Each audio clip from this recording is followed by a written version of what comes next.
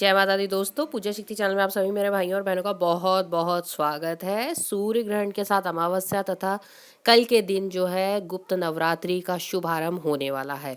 हिंदू धर्म के अनुसार आषाढ़ मास की अमावस्या का विशेष महत्व बताया गया है। इस दिन जप तप दान विशेष तौर पर पुण्यदायी माना गया है। इस तिथि पर अगर हम यानी 21 जून के दिन आज के दिन आषाढ़ मास में भगवान विष्णु की पूजा आराधना करें तो आपको जो है काफ़ी लाभ मिलेगा।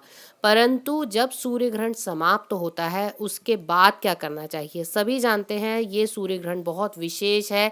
इस ग्रहण में काफ़ी राशियों पर जो है इसका असर देखने को मिलेगा, परंतु इसके बाद क्या करना चाहिए? सूर्य ग्रहण को लेकर हमारे धर्म ग्रंथों में पुराणों में कई प्रकार की मान्यताएं बताई गई हैं, चाहे वो चंद्र ग्रहण हो या सूर्य ग्रहण का असर हो।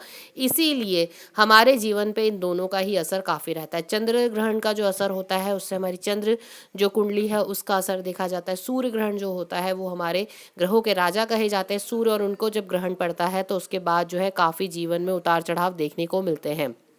सूर्य ग्रहण का शास्त्रों में काफी नियमों का पालन करना जरूरी माना गया है। स्वयं श्री कृष्ण तथा देवी राधा ने भी सूर्य ग्रहण के अवसर पर कुरुक्षेत्र में जो है पवित्र स्नान किए थे। महाभारत के दौरान लगने वाले खास ग्रहण के अवसर पर देवी राधा देवी यशोदा और नंद बाबा के संग कुरुक्षेत्र आई थी। इसी घटना की बात की पुष्टि करती है कि सूर्य ग्रहण या चंद्र ग्रहण जो होता है इसके बाद हमें गंगा स्नान या पवित्र नदी तालाब या सरोवर में स्नान अवश्य करना चाहिए, क्योंकि जो जल होता है वो आपकी सभी प्रकार की नकारात्मकता को दूर कर देता है। अगर आपके घर के आसपास स्नान करने के लिए कोई नदी या तालाब या सरोवर नहीं है या कोई पवित्र स्थान नहीं है तो घर में अगर जो गंगा जल होता है उसी को मिलाकर स्नान करने से आपको विशेष लाभ मिलता है। ग्रहण के बाद स्नान करना क्यों ज़रूरी बताया गया हमारे शास्त्रों में? तो अगर आप देखेंगे तो हम जब भी कोई कार्य करते हैं उससे पहले स्नान का काफ़ी महत्व होता है। और जब हम किसी भी ग्रहण के बाद स्नान करते हैं तो उसके बाद जो होता है हमारे संतान के जन्म पर यज्ञ, सूर्य, चंद्र, संक्रांति आदि रात्रियां जो होती हैं उसके बाद के जो स्नान होते हैं उससे आपका शरीर जो होता है शुद्ध हो जाता है। इसी वजहों से इन सभी चीज़ों के बाद जो है हमारे शरीर को हमें जो है शुद्ध करना बहुत ज़रूरी बताया गया है। इससे देव कृपा जो हमारी पितृ कृपा होती है वो मिलती है, साथ ही साथ हमारे पितरों को भी इसकी शांति प्रदान होती है। सूर्य ग्रहण और सूतक काल जो होता है इसके बाद स्नान करने के और भी कई फायदे बताए गए हैं। धार्मिक मान्यताओं के अनुसार दो अशुभ ग्रह जैसे राहु और केतु के कारण ग्रहण लगता है, और इस बार का जो ग्रहण है वो काफ़ी युक्तियां लेकर आ रहा है। तो सूर्य ग्रहण के दौरान सूर्य जो है राहु केतु से ग्रस्त हो जाते हैं, जो काफ़ी नेगेटिव ऊर्जाएं जो है पूरे ब्रह्मांड में फैलाने लगते हैं। ग्रहों के राजा ग्रसित हो जाने के कारण जो है दूसरी असुरी शक्तियां होती हैं वो काफ़ी जागृत हो जाती हैं। अगर हम इसे साइंटिफिक रीज़न से भी देखें तो कीटाणु जो है काफ़ी आने लगते हैं पूरे हमारे ब्रह्मांड में, हमारे आसपास के ऑरा में। सूर्य से निकलने वाली जो किरणें होती हैं वो भी स्वास्थ्य पर विपरीत प्रभाव देने लगती है। इसलिए सूर्य ग्रहण के बाद स्नान करना साइंटिफिक रीज़न से भी काफ़ी शुभ और विशेष माना गया है। ग्रहण से पहले स्नान करने की भी काफ़ी मान्यताएं हमारे जीवन में बताई गई हैं, परंतु क्योंकि ये ग्रहण रात्रि काल में ही लग गया है तो उसके बाद जो है इसका असर इतना नहीं रहेगा। परंतु आने वाले समय में अगर ग्रहण से पहले भी स्नान कर लेते हैं तो भी आपको काफ़ी पवित्रता जो है प्राप्त होती है, और इस समय पर कई लोग साधना आराधना मंत्र जाप वगैरह करते हैं तो उसके भी काफ़ी जो है आपको फल प्राप्त होने लगते हैं। ग्रहण के दौरान सूर्य मंत्रों का जाप, गुरु मंत्र का जाप, नारायण कवच या फिर विभिन्न प्रकार के ग्रहों का मंत्र जाप करना काफ़ी प्रभावशाली माना जाता है। अगर आपको कोई मंत्र जाप नहीं आता है और आपके घर में कोई भी व्यक्ति इस समय पर अस्वस्थ महसूस कर रहा है या रोगी है या कोई मेडिसिन अगर ले रहा है तो महामृत्युंजय का जाप लगातार सुनना आपको विशेष तौर पर कृपा दृष्टि दिलवाएगा। साथ ही साथ आपकी जो रोग है वो भी कहीं ना कहीं कष्ट कम करके स्वस्थ होने की तरफ आप अग्रसर होने लगेंगे।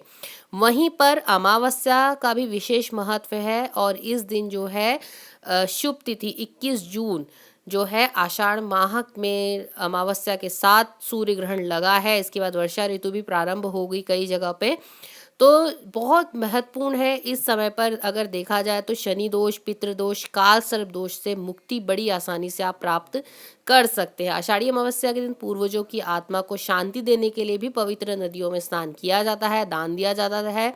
हालांकि इस बार कई जगहों पे जो लोग बाहर नहीं जा पा रहे हैं तो वो क्या करेंगे, सूर्य ग्रहण जैसे ही खत्म होगा आप उस समय पर गंगा जल मिलाकर स्नान ज़रूर करें। चाहे तो थोड़ा सा इसमें आप जो है खड़ा नमक भी मिला सकते हैं और भोजन में तुलसी दल ज़रूर रखें, इस बात का ज़रूर ध्यान करें। और जैसे सूर्य ग्रहण समाप्त होता है, आप स्नान करते हैं, अपने ईश्वर को भी स्नान कराएंगे। और जब आप जल ग्रहण करें, मैंने अपने पिछले वीडियो में ही आप सभी को बता दिया था कि जो हमारे दूसरे वीडियो चैनल पर वीडियो अपलोड हुए हैं, दूसरा जो हमारा चैनल है उस पर हमने पहले इस बात की जानकारी दे दी थी कि आपके घर में रखा हुआ जो जल मटके में एक्वागार्ड में है उसमें भी गंगा जल मिलाना अवश्य है, क्योंकि अमावस्या की जो तिथि है काफ़ी कुछ लेकर आ रही है।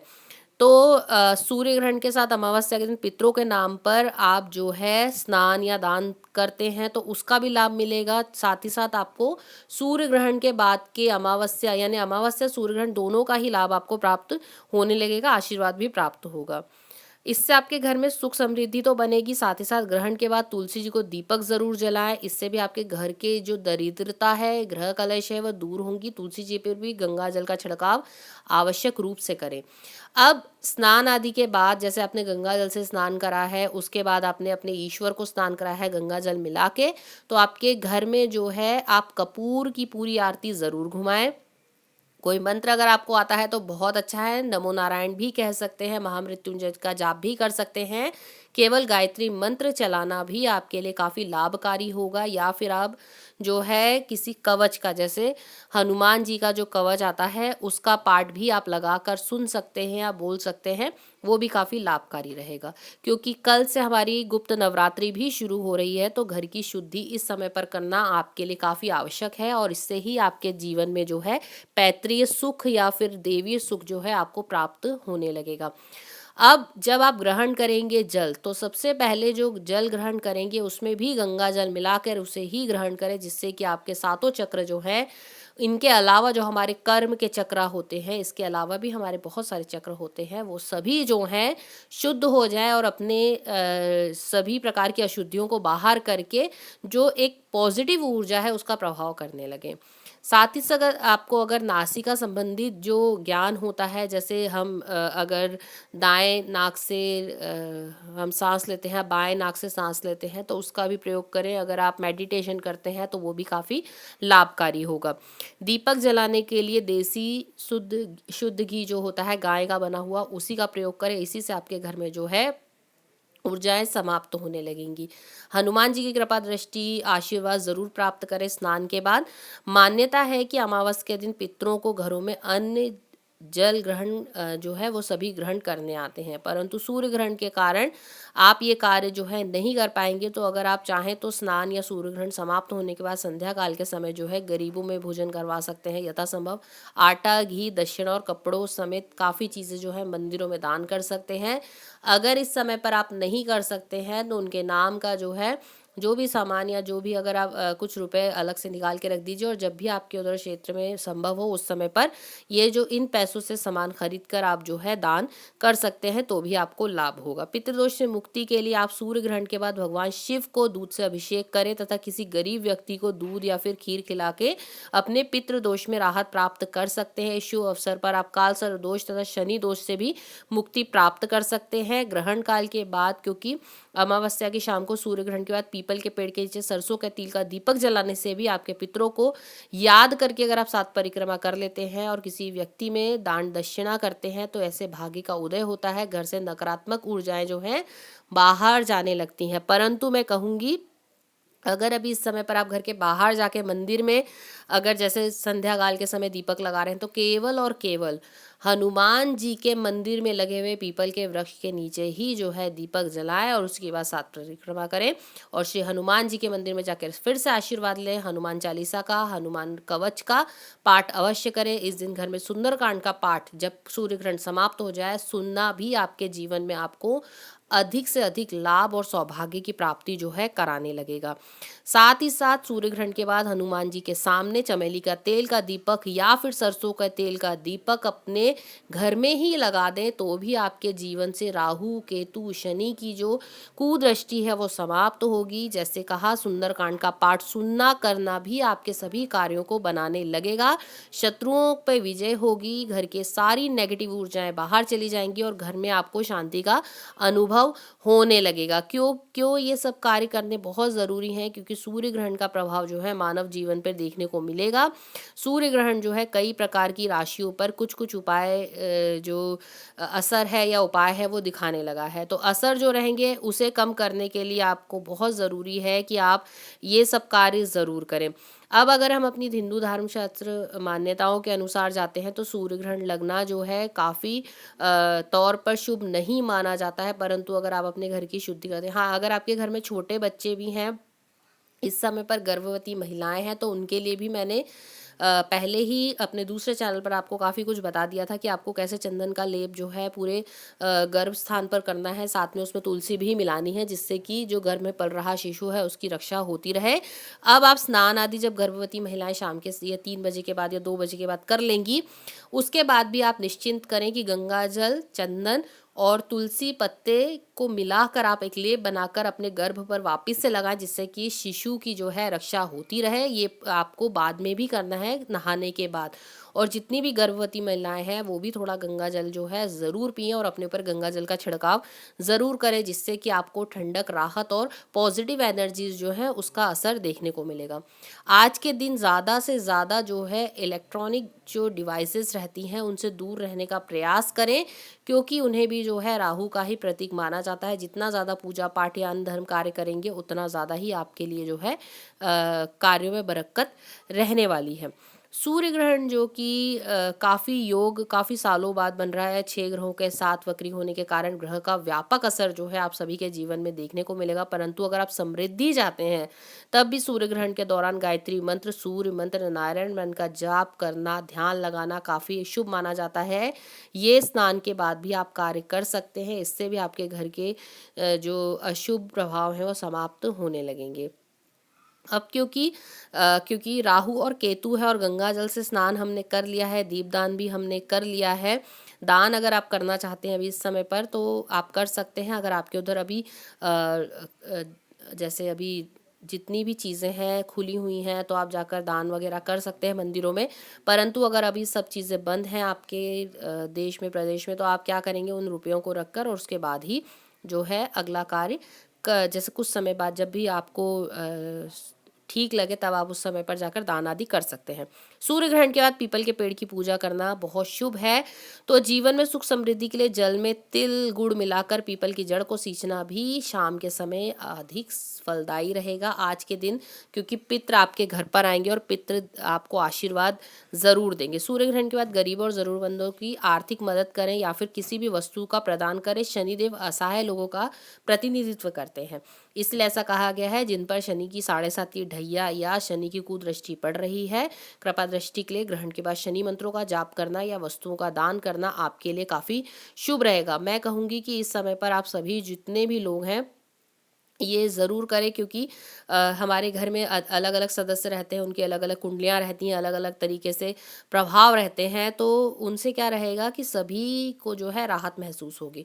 कपूर ज़रूर जलाएं, कपूर की आरती ज़रूर करें और जो बुज़ुर्ग हैं जितने भी इस समय पर, वो तो मैं कहूँगी कि भागवत रामायण का पाठ लगातार करते रहेंगे तो भी आपके घर में जो है काफ़ी शुभता आने लगेगी। अब ग्रहण और शनि अमावस्या का योग जो है, साल का पहला ग्रहण शनिवार के दिन पड़ने के कारण इसका महत्व भी काफ़ी बढ़ गया था।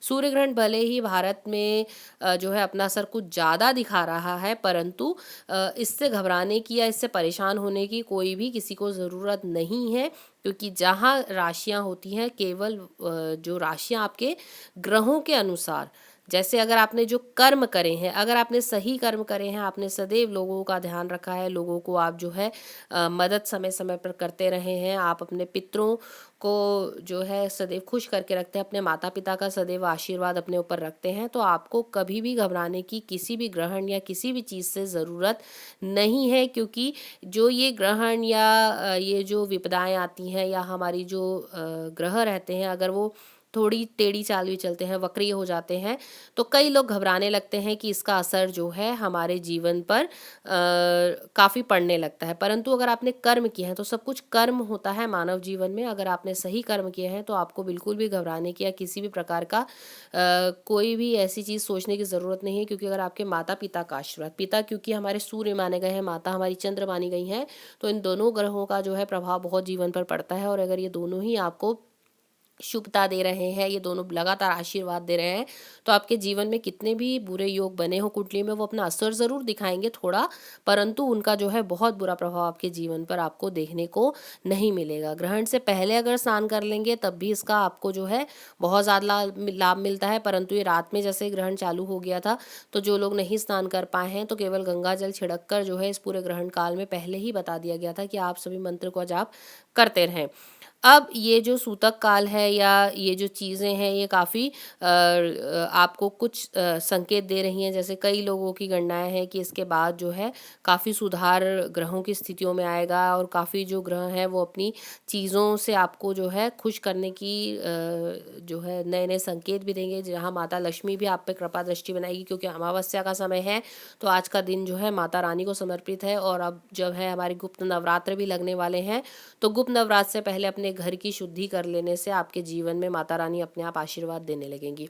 अब ग्रहण का असर क्या नवरात्र के समय पर किसी चीज़ में पड़ेगा? तो बिल्कुल नहीं पड़ेगा। जैसे आप व्रत करते हैं, जैसे आप माता रानी की पूजा आराधना करते हैं, ठीक वैसे ही आपको सभी प्रकार के पूजा नियम का पालन करना है। अगर आप व्रत करते हैं तो व्रत करें। इन 9 दिनों में पूजा आराधनाएं जो रहेंगी शाम के समय की या संध्या काल की रहेंगी। परंतु अगर आप दुर्गा सप्तशती का पाठ या फिर अगर आप दुर्गा चालीसा का पाठ करते हैं, तो भी आपको बहुत लाभ मिलेगा। इन 9 दिनों में, यानी आज के दिन से भी अगर आप शुरू कर लेंगे तो भी आपको लाभ मिलेगा। अगर आप दुर्गा कवच का पाठ ज़रूर करें, आपको इससे बहुत ज़्यादा लाभ जो है प्राप्त होने लगेगा। क्योंकि माता रानी जो है दुर्गा कवच के माध्यम से आप सभी को जो है बहुत सारी चीज़ों से बचाएँगी। अब हम क्योंकि नवरात्र और सूर्य जो ग्रहण की बातें कर रहे हैं, तो सूर्य ग्रहण में हमें जो है सदैव अपने इष्ट देवता को मन ही मन याद करते रहना चाहिए, और उनसे कुशल मंगल रहने की सदैव आशीर्वाद कामना मांगते रहना चाहिए। सूर्य ग्रहण का प्रभाव जो है जीवन पर काफ़ी देखने को मिलता है, इसलिए सूर्य ग्रहण के दौरान किसी भी ईश्वर के बीज मंत्र का जाप करना, इसके अलावा चालीसा पढ़ना, भजन कीर्तन करना बहुत ज़रूरी होता है, जिससे आपके चक्रास जो हैं क्लियर रहें, उनमें एनर्जीज लगातार बहती रहे और उनमें जो है बहुत शुभता बनी रहे। क्योंकि सूर्य ग्रहण का प्रभाव या चंद्र ग्रहण का प्रभाव जो है सबसे पहले मानव जीवन पर उनके चक्रों पर पड़ता है, जो दूषित करता है, उन्हें डिप्रेशन में डालता है, उन्हें कहीं ना कहीं जो है ब्लॉक करने लगता है, और जिससे कि हमारे कामों में रुकावट आने लगती है। सूतक काल में आप तभी से जो है प्रभु उपासना करते हुए जब तक ग्रहण समाप्त ना हो जाए, उस तक तब तक ही आपको जो है अपने ईश्वर को मनाते रहना चाहिए। किसी भी जो तामसिक चीज़ें हैं उनको ग्रहण नहीं करना है। नहाने के बाद सूर्य ग्रहण के स्नान के बाद भी आप इस बात का ध्यान रखें, आज के दिन आप जो है किसी भी प्रकार के नॉनवेज का या किसी भी प्रकार के ड्रिंक का या अल्कोहल का सेवन ना करें, तो ही आपके लिए काफ़ी जो है फ़ायदेमंद रहेगा। सूर्य ग्रहण के दौरान तुलसी जी के जो है उनको नमन करना चाहिए इस समय पर, क्योंकि आज काफ़ी लोगों का व्रत था, जो रविवार का दिन होता है, तो उन्हें पहले ही आगाह कर दिया गया है कि हमें जो है रविवार का व्रत नहीं रखना है। और ना ही क्योंकि रविवार का दिन है तो हमें तुलसी जी के पत्ते तोड़ने हैं, तो जिन्हें पहले ही इन्फॉर्मेशन दे दी गई थी कि आपको पत्ते पहले ही तोड़ के रख लेने हैं, तो वो भी आपके लिए काफ़ी अच्छे रहेंगे। हमें जो भी तुलसी जी के पत्ते हैं उन्हें अपने भोजन में डालकर ही ग्रहण करना है। जो बीमार व्यक्ति हैं या जो गर्भवती स्त्रियाँ हैं, उनको ऐसे ही अपने भोजन को ग्रहण करना है। गंगा जल का छिड़काव शुद्धि करके ही आपके भोजन को आप ग्रहण करें। अब आज जब आप संध्या आरती करेंगे उस समय पर आप जो है गायत्री मंत्र का जाप करते हुए ही अपना दीपक जलाएंगे। जैसे हम जब दीपक जलाते हैं घी का, तो हम किसी भी मंत्र का जाप करते हैं, परंतु आज विशेष तौर पर आपको जो है केवल गायत्री मंत्र का जाप करते हुए जब अपने ईश्वर को आप स्नान करवा देंगे, अपने मंदिर को आप धो लेंगे, शुद्ध कर लेंगे, आप उस समय पर जो है गायत्री मंत्र का जाप करेंगे, उसके बाद ही अग्नि जो है आपके घर में जलनी चाहिए। इससे भी आपके जीवन में काफ़ी जो है प्रभाव आएगा, शुभता आएगी और समृद्धि की संभावनाएं जो हैं बढ़ने लगेंगी। अब क्योंकि ये जाप जो है आपके संकटों को भी दूर करेगा, साथ ही साथ आपके घर में भी कहीं न कहीं पॉजिटिव एनर्जीज़ लेकर आएगा, तो बहुत अच्छा रहेगा।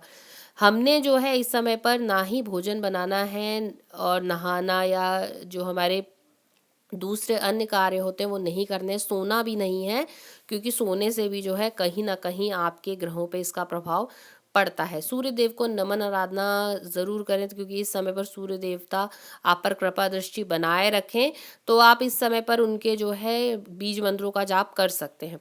अगर आपकी इच्छा शक्ति के अनुसार आप किसी ज़रूरतमंद को दान नहीं दे पा रहे हैं, तो केवल आपको जो है मंत्रों के जाप से ही अपने घर में शुद्धि लेकर आनी है और अपने पितरों को खुश करना है। यदि जातक की कुंडली में सूर्य उच्च का है और लाल वस्तु का दान अगर वो व्यक्ति कर देता है, तो ऐसे जातक को जो है काफ़ी समृद्धि मिलती है, साथ ही साथ उसकी विपदाएं परेशानियां दूर हो जाती हैं।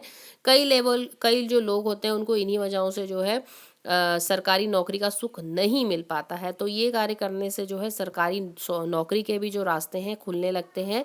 पितृदोष के कारण जो है आपको संतान प्राप्ति नहीं होती है, तो अगर आप पितरों को खुश कर लेंगे आज के दिन, तो भी आपके जीवन में जो है संतान प्राप्ति के योग बनने लगेंगे। अब अर्धा नक्षत्र मिथुन राशि में पड़ने वाले सूर्य ग्रहण को आज के दिन जो है चूड़ामणि सूर्य ग्रहण के नाम से पुकारा जाएगा।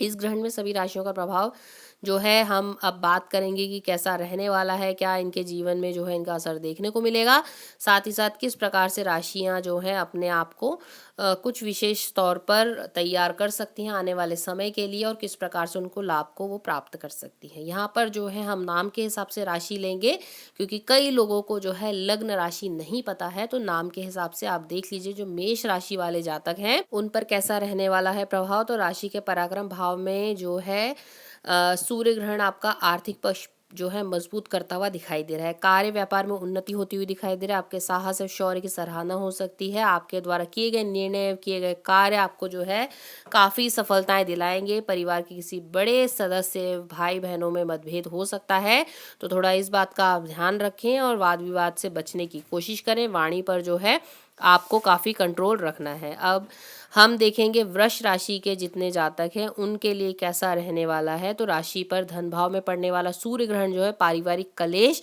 या मानसिक अशांति दे रहा है। ये नाम के हिसाब से राशियां हैं, इस बात का ध्यान रखें।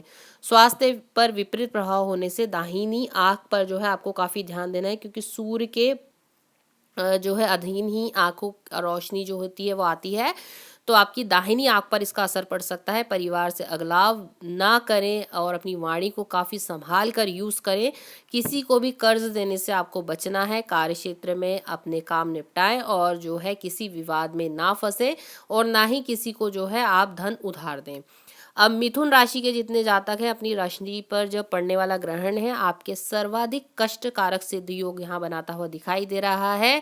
तो आपको जो है अपनी जिद आवेश पर नियंत्रण रखते हुए स्वभाव में चिड़चिड़ापन नहीं आने देना है। यात्रा सावधानी पूर्वक करनी है। वाहन दुर्घटना के कार्य से बचना है। उच्च अधिकारियों से अपने संबंधों को सुधार के रखें, अन्यथा वो आने वाले कुछ समय में आपको जो है नुकसान देते हुए यहाँ दिखाई दे रहे हैं। कन्या राशि के जितने राशि हैं वो व्यय भाव में पड़ने वाला सूर्य ग्रहण आपके स्वास्थ्य विपरीत प्रभाव डालेगा। बाईं आंख का ध्यान जरूर रखें। हृदय के किसी भी प्रकार के रोग से बचें। कोर्ट कचहरी के मामले भी बाहर सुलझाने की कोशिश करें तो आपके लिए बेहतर होगा। किसी संबंधी अथवा मित्र के द्वारा कष्टकार समाचार आपको मिल सकता है। यात्रा भी करनी पड़ सकती है, चोट लग सकती है, तो सावधानियां आपको काफ़ी रखनी होंगी। सूर्य ग्रहण कहीं ना कहीं आप पर थोड़ा भारी आता हुआ दिखाई दे रहा है। अब सिंह राशि के जितने जातक हैं लाभ भाव में पड़ने वाला ग्रहण आपके लिए भाग्य उन्नति के सभी दरवाजे खोल देगा। नौकरी में पदोन्नति एवं नए अनुबंध एवं हस्ताक्षर के योग बन रहे हैं। विदेशी कंपनियों से सर्विस से जो है आपको आने कि यहाँ पर काफ़ी जो है लाभ मिलता हुआ दिखाई दे रहा है, यानी कि कई नौकरियाँ आपको प्राप्त हो सकती है, आवेदन आ सकते हैं जो फॉरेन ट्रिप्स आपको यहाँ लगाते हुए दिखाई दे रहे हैं। इन सब के होते हुए बड़े भाइयों से मतभेद हो सकता है, तो छोटा-मोटा जो मतभेद होगा उसे सुलझाने की कोशिश करें। आय के साधन बढ़ सकते हैं, परंतु यहाँ पर आपको धन लाभ ज़रूर होगा सूर्य ग्रहण के बाद। अब कन्या राशि के जितने जातक हैं, राशि के दशम भाव में पड़ने वाला ग्रहण माता पिता के स्वास्थ्य पर विपरीत प्रभाव डाल सकता है। कार्य क्षेत्र में कोई षड्यंत्र के शिकारी हो सकते हैं, अधिकारियों से संबंध बनाकर रखें। नौकरी में भी स्थान परिवर्तन की संभावना है, अगर ऐसा हो तो आप इसे सहज स्वीकार करें। सामाजिक प्रतिष्ठा पर आँच ना आने दें, बोलचाल और अपनी वाणी पर कंट्रोल रखें। जितना ज़्यादा लोगों से बातचीत कर सकते हैं उतनी बातचीत करें, लोगों के साथ एक अपना ग्रुप ज़रूर बना के रखें। अब तुला राशि के जितने जातक हैं, राशि के भाग्य भाव से पड़ने वाला ये ग्रहण आपके सभी कार्यों में बाधा उत्पन्न करता हुआ दिखाई दे रहा है। स्वास्थ्य के प्रति चिंता हो सकती है, किंतु संतान संबंधी चिंता आपको तंग कर रही है। यदि आप विद्यार्थी हैं तो आपका बिल्कुल भी पढ़ाई में यहाँ मन लगता हुआ नहीं दे रहा है। परीक्षाओं में अगर आपको अच्छे अंक लेने हैं तो आपको जो है अपने गुरु ग्रह को प्रबल करें, तभी आपको जो है लाभ मिलेगा। धर्म कर्म के मामलों में भी रुचि जो है आपकी बढ़ेगी, तो आप इस ओर ध्यान रखें और ज़्यादा से ज़्यादा जो है अपना मन किसी भी धर्म कर्म के कार्य में लगाने की कोशिश करें। मंदिरों में जाना आपके लिए काफ़ी शुभ रहेगा, ताकि आपके जितना भी ऑरा नेगेटिव हो रहा है सूर्य ग्रहण के बाद वो क्लियर होता रहे तथा पॉजिटिव एनर्जी आपके आसपास बनी रहे। अब जितने भी वृश्चिक राशि के जातक है, राशि के अष्टम भाव पे पड़ने वाला ग्रहण जो है स्वास्थ्य संबंधी विपरीत प्रभाव आपको देकर कारक सिद्ध योग बना रहा है, जिससे पेट संबंधी अथवा यहाँ पर जो है कई अंगों संबंधित विकार हो सकते हैं, तो उससे बचने का प्रयास करें। आकस्मिक धन प्राप्ति के योग जरूर बना रहा है ये सूर्य ग्रहण, तो काफी दिनों के दिया गया जो पैसा है वो आपको मिल सकता है। कार्य क्षेत्र में विरोधी सक्रिय रहेंगे, आपको नीचा दिखाने की कोशिश करेंगे, परंतु आप अपनी सूझबूझ से जो है उनसे निपट लेंगे और आप जो है काफ़ी सूझबूझ का प्रयोग करते हुए अपना एक समाज में मान सम्मान ज़रूर बनाएंगे। धनु राशि के जितने जातक हैं, सप्तम भाव में पड़ने वाले ग्रहण के प्रभाव जो है आपके दाम्पत्य जीवन में थोड़ी सी कटुता ला सकता है, इसलिए आपसी जो है प्रेम बनाए रखें। झगड़ों विधि से बचने की कोशिश करें। दैनिक व्यापारियों के लिए अपेक्षाकृत बेहतर रहने वाला यात्रा जो है आपको थोड़ी ज़्यादा व्यय देती हुई दिखाई दे रही है।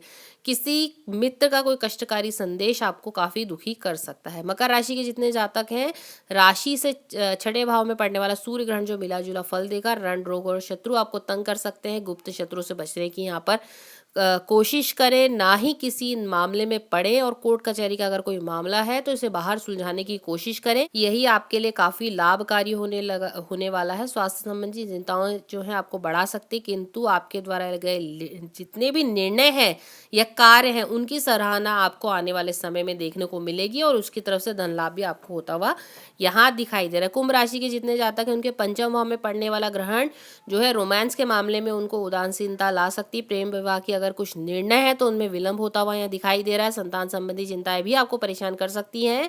विद्यार्थियों के लिए इस समय काफ़ी सावधानी बरतने वाला है। पढ़ाई में ली गई लापरवाही जो है आपको नुकसान दे सकती है। आप सभी जितने राशि के जातक हैं वो आगे क्या करें इसके बारे में भी हम चर्चा करेंगे। अब देख लेते हैं मीन राशि के जितने जातक हैं, राशि के चतुर्भाव में पड़ने वाला ग्रहण आपके पारिवारिक कलेश को बढ़ा सकता है, मानसिक अशांति दे सकता है, किंतु कहीं ना कहीं आर्थिक पक्ष जो है आपका मजबूत होता हुआ यहाँ दिखाई दे रहा है। यात्राएं जो है सावधानी पूर्वक करना, क्योंकि यहाँ पे सामान चोरी होने का भी एक योग आपकी कुंडली में दिखाई दे रहा है।